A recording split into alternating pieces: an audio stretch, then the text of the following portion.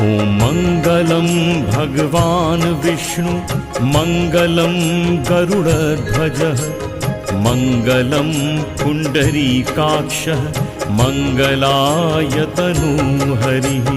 मङ्गलं भगवान् विष्णु मङ्गलं गरुडध्वजः मङ्गलं पुण्डरीकाक्षः मङ्गलाय तनूहरिः। ॐ मङ्गलं भगवान् विष्णु मङ्गलं गरुडध्वजः मङ्गलं पुण्डरीकाक्षः मङ्गलाय तनूहरिः।